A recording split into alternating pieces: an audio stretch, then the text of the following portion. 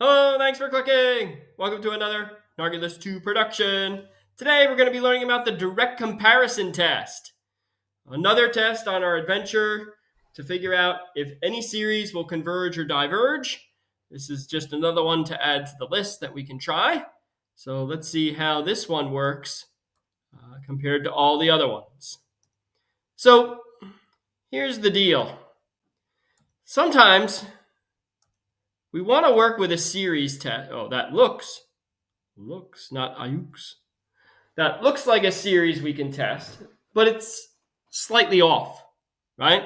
So for example, if I look at this first series here, it's 1 over n to the 6th plus 1. And you're saying to yourself, wow, if that were just a 1 over n to the 6th instead, well, then that's just a p-series. So can I just use the p-series test to show that this is convergent? Well, not necessarily, okay? Potentially, but not necessarily. And then here's another one down here. We have 1 over 4 to the n plus 5, which, again, if you manipulate a little bit and work with 1 over 4 to the n, which is really 1/4 to the n, well, then that's now a geometric series, right? But this series, it's not technically geometric because of the plus 5. So we want to work with series like this because not every series is going to be something simple that literally fits right into the form that we want it. So the direct comparison test can help us to do that. And here's how it works. So the direct comparison test says 0 is less than a sub n, which is less than or equal to b sub n. Okay? So a sub n is the series that we want to work with. And b sub n is going to be some other series that we actually know converges or diverges using a test. All right. So two things can happen here. If the sum of b sub n converges, so if this larger series converges, then the smaller series converges. Okay? If the larger series converges, b sub n is bigger than a sub n, then the smaller series converges. And then if a sub n diverges, so now let's say the smaller series diverges. That means the larger series is going to diverge as well. So let's actually look at this in picture form. I think it's actually easier to see in picture form than it is to talk about it mathematically. So let's say you had your sequence of partial sums. We'll work with the first case first. Your sequence of partial sums, here they are. Remember, sequence is just a list, right? So this is just going to be a set of ordered pairs on a graph. That's what a sequence would look like, right? Because a sequence only works for a whole number. So it only works for like 1, 2, 3, 4, 5, 6, 7. It doesn't work anywhere in the middle. So let's say here's my b sub n. Now, it looks certainly apparent that if it continues in this fashion, b sub n will converge. Right? B sub n certainly looks like it converges. It looks like it approaches some finite number. Now, I'm also going to put in the sequence of partial sums for a sub n. Now remember, a sub n is smaller than or equal to b sub n. So no matter what a sub n I draw, it has to be smaller than b sub n. And it also has to be bigger than 0. So what happens to a sub n? Well, then this series that's here in purple, if I draw a sub n, b sub n forces a sub n to approach a finite value, right? Because b sub n approaches a finite value and a sub n is underneath it. So a sub n is forced to approach a finite value. So a sub n would also converge.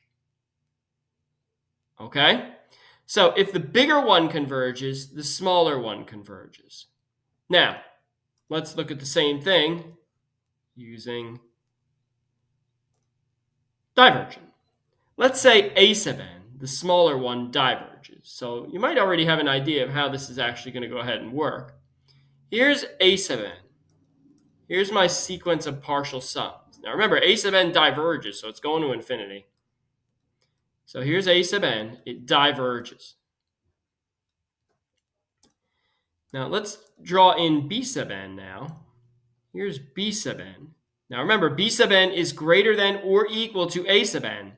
So I have to draw b sub n above a sub n. Now what will b sub n do? Well, if the smaller one diverges and b sub n is above it, well then the only place that b sub n can go is to infinity. So b sub n has to diverge as well. Okay, that's the direct comparison test. All right, this is the direct comparison test in picture form. That's the direct comparison test in written form. Now, notice there are a couple of things that this thing does not say, right? Okay, so again, if b sub n diverges, the bigger one diverges, I don't know what the smaller one does, right? Again, you can see it in picture form. Let's say b sub n. Here's b sub n. B sub n diverges. If b sub n diverges, the question is, what does a sub n do? Well, I don't know. I just know a sub n is smaller than b sub n. So there's multiple ways to draw a sub n. You could draw a sub n like this, and then it would diverge. You could draw a sub n like this, and then a sub n converges, right? So we don't know. So the direct comparison test only works in certain directions, all right? And that's what's most important to understand about it. Okay, so let's try a couple.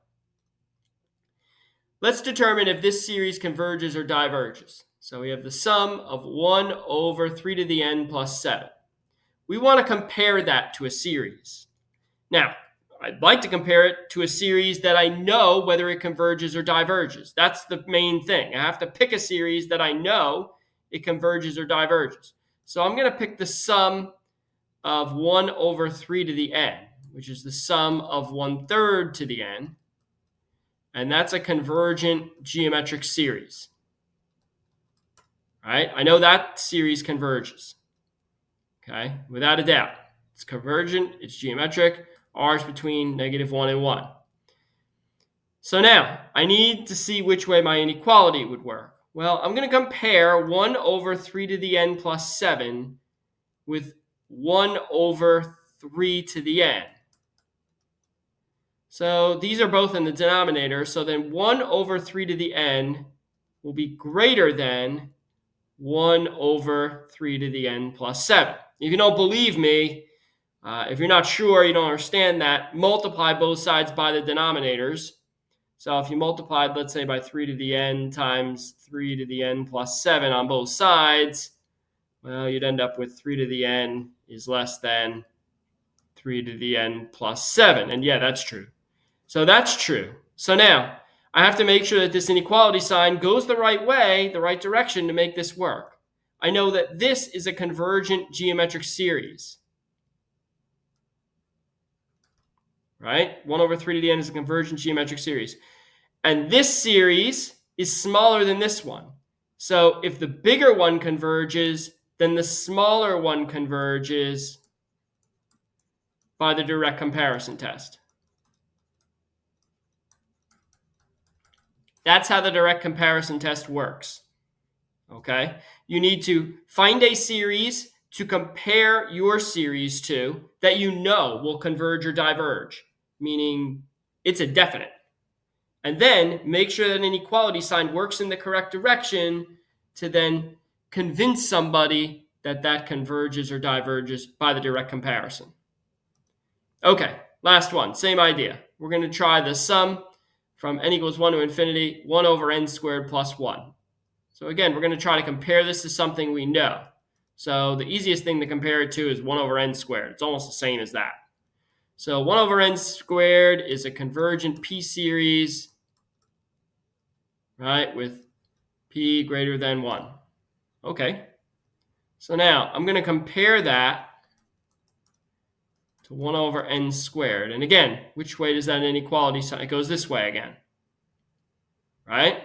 1 over n squared is greater than 1 over n squared plus 1. Certainly true. This is a convergent P series. So this series converges by direct comparison. And there's your answer. Okay?